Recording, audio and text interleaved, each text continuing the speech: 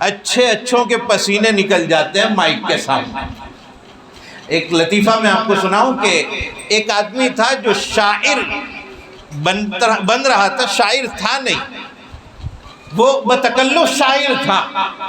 بڑا شوق تھا اسے کہ میں بھی منچ پر حاضر ہوں، شعر شاعری کے اسٹیج پر میں بھی جاؤں، میرا نام بھی بولا جائے، اور پھر میں کھڑا ہوں مائک کے سامنے اور کچھ اشعار کہوں اور واہ واہ کی آواز آنے لگے۔ تو اس نے کسی اپنے شاعر دوست کے پاس کچھ اشعار لکھوا لیے اور کوئی کسی طرح کا انتظام کیا کسی مشاعرے میں جانے کا، اور درخواست کی کہ مجھے بھی بلایا جائے۔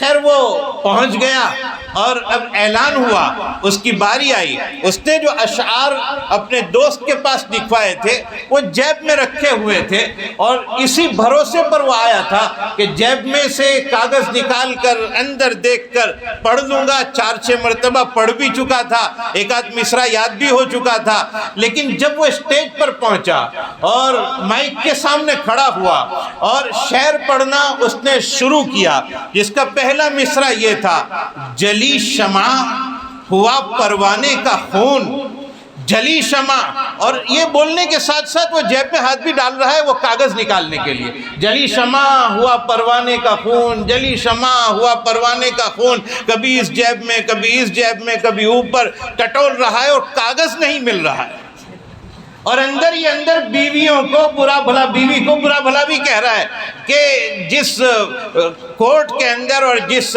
کپڑے کے اندر رکھنے کے لیے کہا تھا کم بخت وہ رکھنا بھول گئی۔ اندر ہی اندر وہ کوس بھی رہا ہے اور دوسرا مصرع یاد نہیں آ رہا ہے، لیکن کسی طرح جوڑ دیا دوسرا مصرع، جس سے 2 باتوں کا اس نے اعلان کر دیا۔ پہلی بات یہ کہ آگے میرے بس کی بات نہیں، اور دوسری بات کہ ایک چیز میرے پاس تھی وہ گم ہو گئی۔ تو اس نے یہ کہا کہ جلی شمع ہوا پروانے کا خون، انا للہ و انا الیہ راجعون۔